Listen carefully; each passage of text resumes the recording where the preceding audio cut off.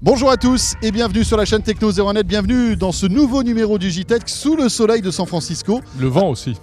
Effectivement, avec derrière nous à quelques encablures, la fameuse prison d'Alcatraz. Bienvenue donc.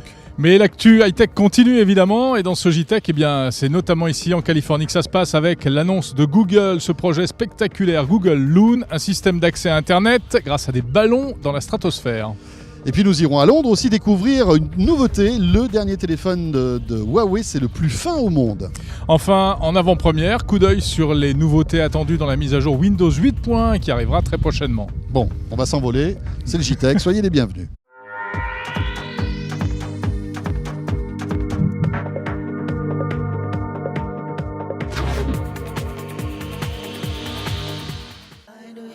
Le JTech avec OrangeInnovation.tv, la web TV qui simplifie la vie numérique.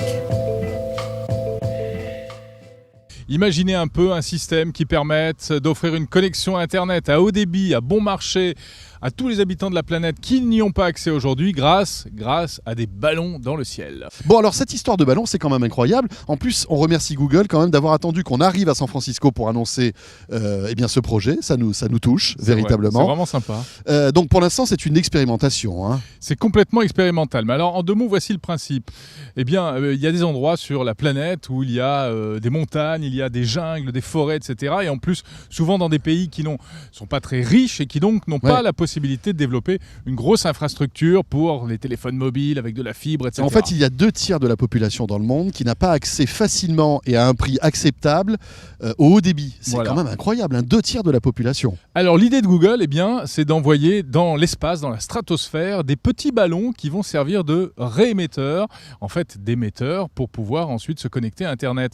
Donc regardez ces espèces de ballons de quelques mètres de diamètre. Qui vont monter très très haut dans la stratosphère. Alors c'est pas tout à fait l'espace. Non, pas encore. Voilà, on est juste, en fait c'est 2 fois plus haut que l'altitude des vols commerciaux. C'est ça. Donc c'est quand même assez élevé. C'est au-dessus des avions mais en dessous des satellites, environ 20 km d'altitude. Il fait un peu frais là-bas. Et donc comme c'est haut, les ondes vont pouvoir redescendre sur Terre et couvrir un rayon, chaque ballon pourra couvrir un rayon de 1200 km². Ce qui est quand même beaucoup. Oui, effectivement. Alors ensuite, donc, vous avez une sorte d'émetteur au sol, un opérateur, un fournisseur d'accès en fait, qui envoie le signal Internet vers les ballons, qui peut toucher jusqu'à 5 ballons. Ce qui fait que ça pourrait toucher un client situé à 200 km. Alors imaginez dans un pays africain par exemple où il n'y a pas de réémetteur, c'est vraiment intéressant. Alors la question que je me pose, Jérôme, parce qu'un ballon, ça bouge. Je veux dire, c'est pas un avion, c'est pas quelque chose de véritablement stable. Donc qu'est-ce qui va se passer? C'est-à-dire qu'il va falloir que je cours derrière le ballon pour garder ma connexion Internet. Alors non, parce que d'abord... Chérie, bouge pas, je cours derrière le ballon. Et je te rappelle. Non, comment ça va se passer? Le principe, pour l'instant, il n'y a qu'une trentaine de ballons qui a été lancé. En Nouvelle-Zélande, c'est ça, c'est un test. Voilà, mais l'idée, ce serait d'en mettre environ 200, enfin plusieurs centaines, sur une zone pour que ce soit couvert en permanence. Et en fait, les ingénieurs au sol conservent un certain contrôle sur les ballons. Ils peuvent les télécommander en quelque sorte? D'une certaine manière, et c'est très astucieux, en jouant sur les courants, sur les vents. C'est-à-dire qu'ils les font monter, par exemple, pour attraper un vent qui va vers l'ouest, ou bien descendre pour attraper un vent qui va vers l'est. Ok, bon alors pour l'instant on l'a dit, c'est une expérimentation, c'est un projet sérieux pour Google à ton avis? Est-ce que véritablement, alors c'est peut-être un essai ou est-ce que dans quelques années on peut imaginer qu'il y en ait partout dans le monde? On peut penser que c'est une très bonne idée c'est un système de substitution pour certaines régions qui n'ont pas les infrastructures qu'on connaît nous en Europe. Ce qu'il y a, c'est que Google ne va pas tout faire tout seul, c'est clair.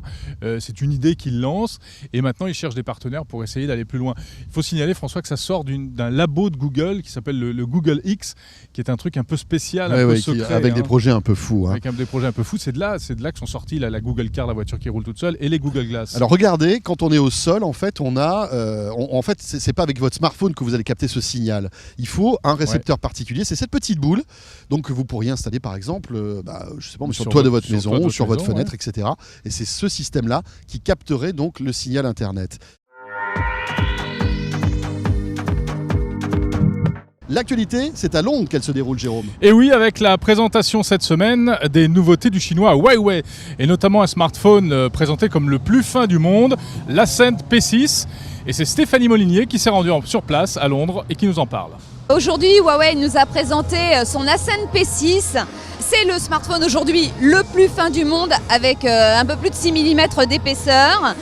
Et ce smartphone est très bien équipé, il a un puissant processeur 4 cœurs fabriqué par une filiale de Huawei, iSilicon. On a aussi un grand écran HD de 4,7 pouces. Donc a priori, ce téléphone est plutôt un modèle haut de gamme. Le fonctionnement du smartphone semble bien fluide. D'ailleurs, il fonctionne sous une version ultra récente d'Android 4.2.2. Qui est donc la dernière version de Jelly Bean. Et Huawei apporte une nouvelle surcouche qui apporte tout un lot de nouvelles fonctionnalités.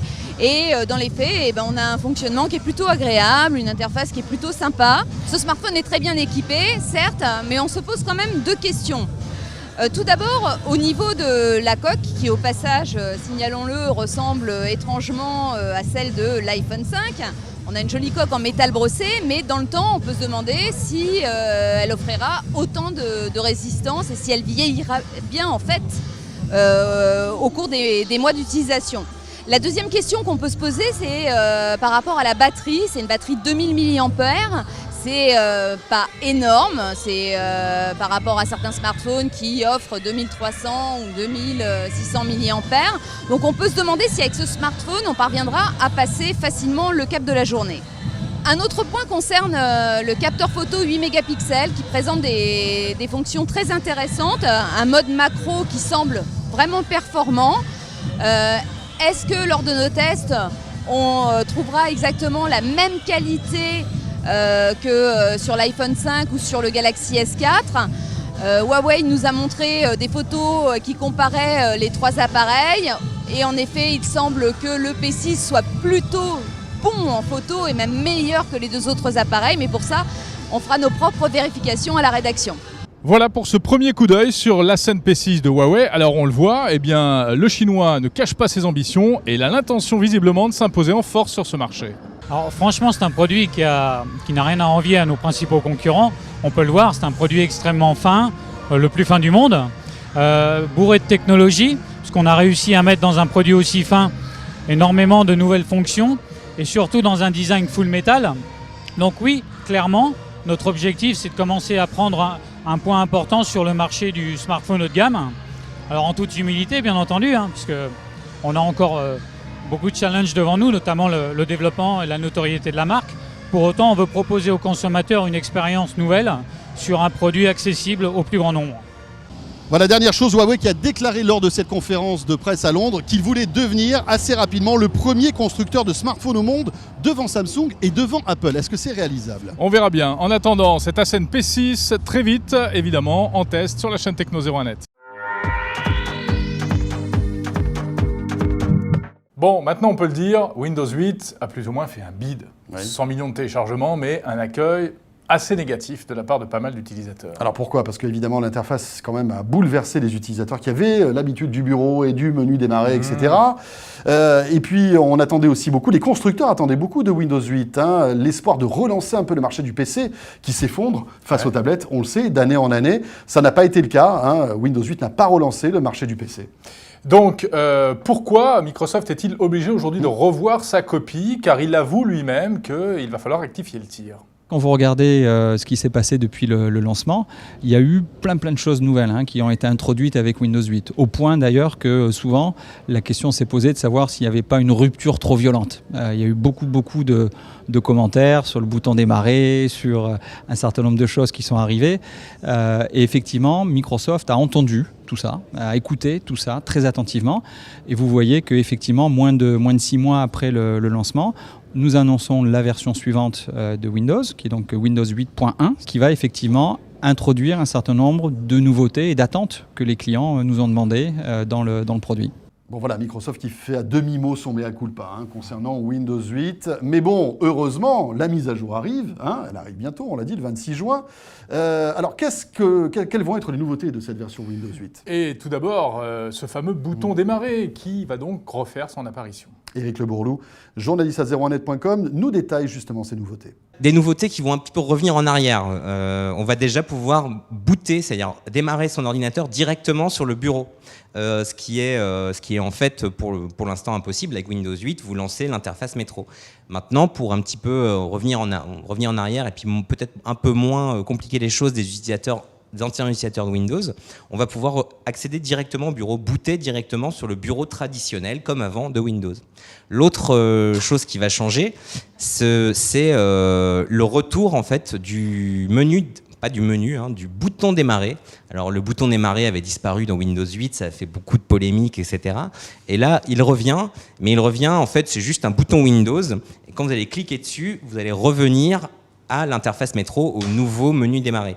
Mais Microsoft espère que juste en rajoutant cette petite icône, les utilisateurs vont mieux comprendre le retour au métro et anciennement métro, et l'utilisation des deux interfaces différentes. Ils espèrent que ce sera plus facile à comprendre. Encore autre chose, le multitâche évolue. Avant, les applications Windows 8 pouvaient être en multitâche, mais juste en 2 tiers, 1 tiers. On pouvait en mettre une d'un côté et une en petit de l'autre.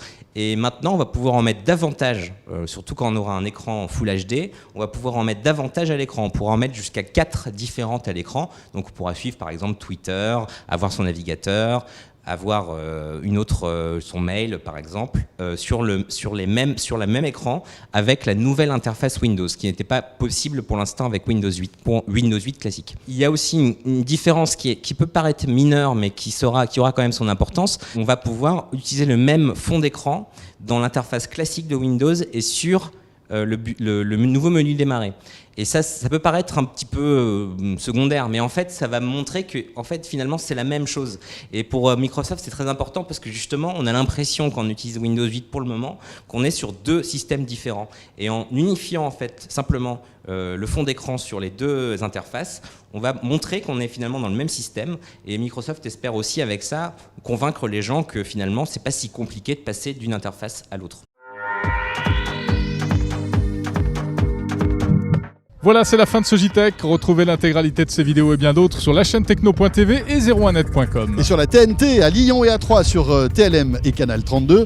Restez avec nous car la semaine prochaine, tout au long de la semaine, nous serons ici à San Francisco en Californie pour vous faire découvrir les startups innovantes. Et oui, une semaine de reportages spéciaux consacrés aux startups de la Silicon Valley. La chaîne Techno 01net, on vous donne rendez-vous bien sûr dès lundi. À très vite. Salut à tous.